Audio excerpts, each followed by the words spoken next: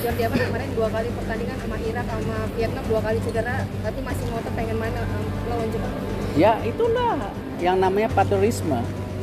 Itu yang saya bilang, jangan pernah membedakan mana pemain yang ada Liga Indonesia, mana pemain yang ya di Liga luar negeri. Jangan bedakan juga suku, agama, lahir di mana, ya kan?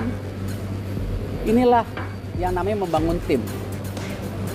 Ya, sebuah kesatuan, kebersamaan yang bisa ya menghasilkan yang baik.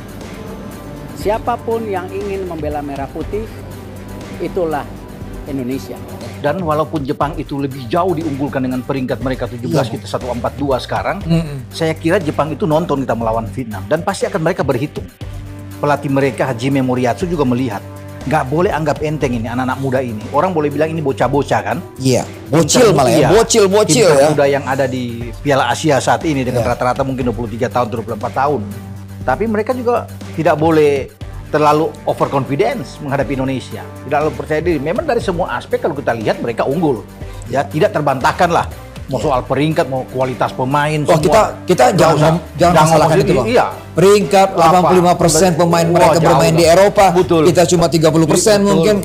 Kita lupakan itu, Bung Rob. Tapi kita sekarang fokus di lapangan, kita masih punya harapan. Harapan itu ya nggak usah muluk-muluk saya pikir. Kalau mungkin menang itu terlalu itu bonus luar biasa, fenomenal ya, sejarah. Tapi imbang aja buat kita. Ini kan sudah sesuatu yang bagus. Jadi di atas kertas kita 2 level di bawah, sesimpel itu. Iya, itu mah harus diakui. Tapi pemain Irak juga 2 level di bawah Jepang. Harusnya, betul. Kok bisa menang? Iya kan? Karena ini sepak bola, bukan matematika. Ya. Maka dari itu kalau bisa menang. Bisa, apapun bisa terjadi. Iya, apapun. Yang penting adalah mindset lu masuk lapangan. Jangan lu pikir Jepang sehebat itu. Jepang di Piala Dunia juga terseok-seok kok. Iya kan? Ya. Dan Jepang ini masih, kalau gue lihat masih mencari formnya, belum dapet peaknya. 2 gol kebobolan lawan Vietnam, 2 gol lawan Irak. Semoga lawan kita juga bisa kebobolan 2 gol. Semoga kipernya Zion Suzuki lagi, ya ampun. Ya, I mean peluang itu ada. Tergantung lu pemain masuk 8. Pemain kita salah satu jadi masalah dengan pemain Indonesia itu apa? Inferior. Ya. Merasa lihat Jepang, oh hebat, Korea, oh hebat, bule hebat. Padahal nggak sehebat itu. Karena selama ini cuma bisa nonton lewat layar kaca ya, pemain-pemainnya main di Eropa. Seorang pengamat, mantan bos kita Reva Dedi Utama menyatakan, kalau bicara level Asia kita masih ada di tier 3. Betul. Tapi mau ke tier 2 nih sudah di gerbangnya. Ya, anggaplah analogi seperti itu. Tapi pintu gerbangnya pun belum tentu juga. Pintu gerbangnya ada berapa lapis? Katakanlah 2 lapis. Pintu gerbang paling luar gitu loh. Tom, tadi malam kan kita akui STI udah sukses, Tom, melumpuhkan Vietnam. Ya setelah sekian lama banyak kalah juga kan. Betul, sukses, apresiasi. Tapi masa harus terharu? Masa terharu kan enggak. Karena perjalanan masih jauh dan baru sekali menang gitu loh. Kalau pakai lawan Vietnam pun baru sekali menang dari sekian kali kalah gitu kan.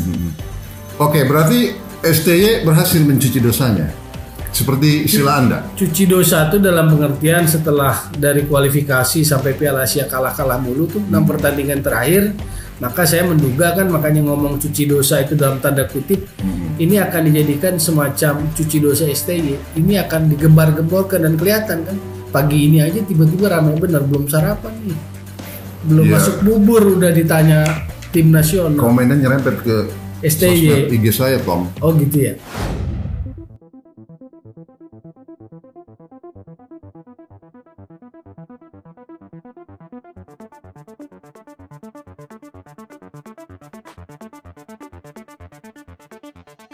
Pertama, bek timnas Jepang ngaku waspadai senjata rahasia dari timnas Indonesia, sampai mengatakan hal ini.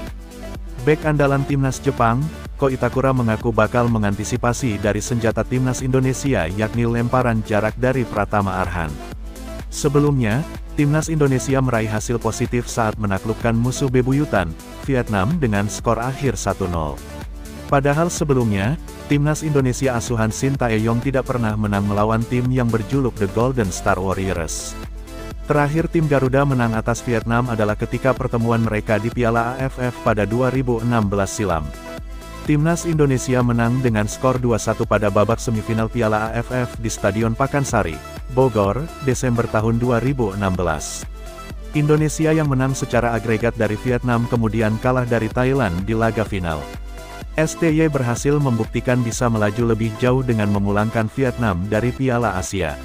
Selanjutnya, timnas Indonesia akan menghadapi Jepang, yang akan digelar di Stadion Altumama pada Jumat, tanggal 24 Januari tahun 2024 pada pukul 18.30 waktu Indonesia Barat.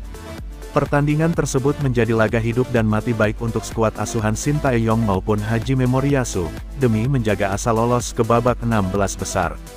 Di mana tim Samurai Biru sebelumnya kalah 2-1 atas Irak, membuatnya menjadi posisi kedua grup D. Diketahui, Pratama Arhan dipasang sebagai starter oleh Shin Tae-yong, dan sangat membantu serangan timnas Indonesia dari sisi kiri. Bahkan lemparan jarak jauhnya membuat kerepotan lini pertahanan dari tim Vietnam. Beberapa bola lemparan dari Arhan berbuah kemelut di depan gawang Vietnam, yang beberapa kali memberikan peluang. Sementara itu, Ko Itakura yang merupakan bek tengah Jepang menegaskan bahwa dirinya beserta tim sudah mempelajari cara menghadapi lemparan jarak jauh ke dalam yang dilakukan punggawa timnas Indonesia, Pratama Arhan. Jepang sedang aktif mempersiapkan laga terakhir penyisihan grup melawan Indonesia. Usai kalah dari Irak, Samurai Blue tak lagi berpeluang merebut peringkat pertama grup D.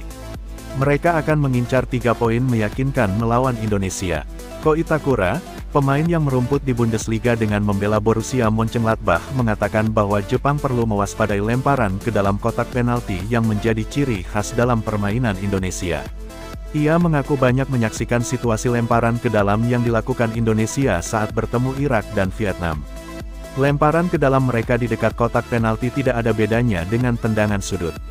Kami akan mengambil tindakan untuk menghadapi situasi seperti itu di Indonesia, ujarnya dilansir dari The Tao 247.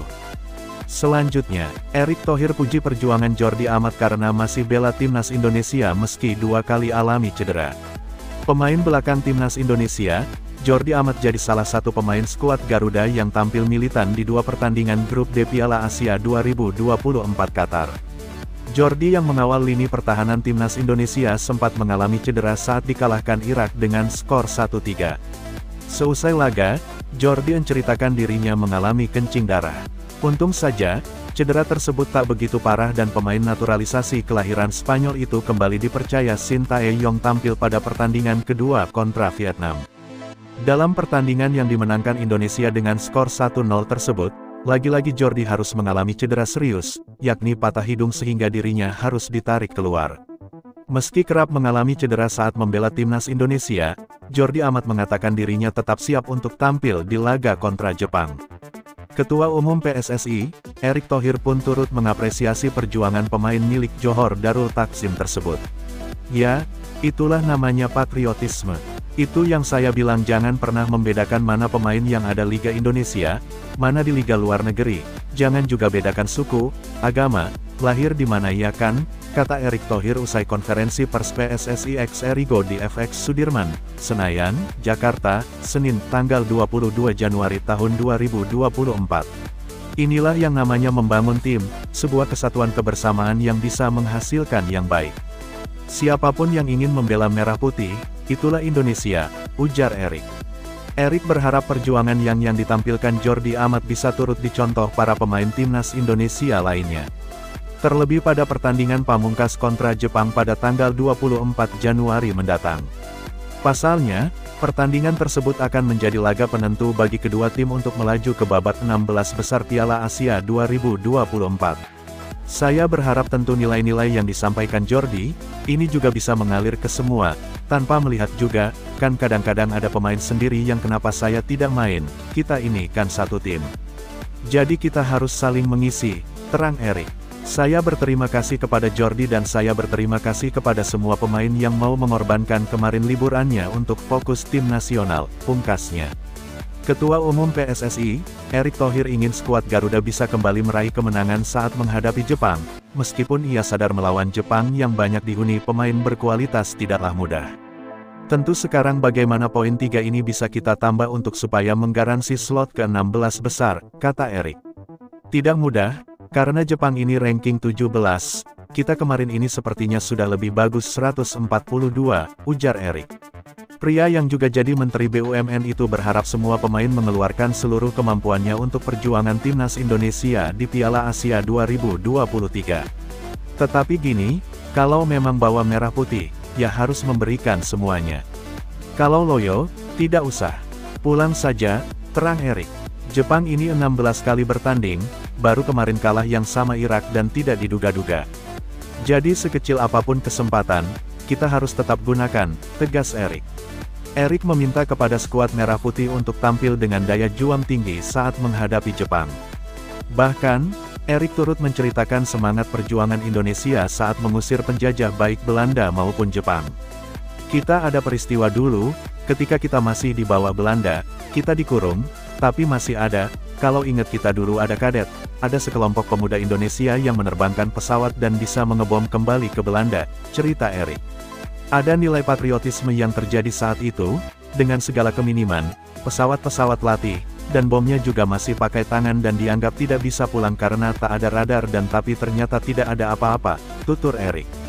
Saya melihat anak-anak muda Indonesia yang ada di lapangan saat ini, saya berharap sekecil apapun, bukan tidak mungkin, papar Erik.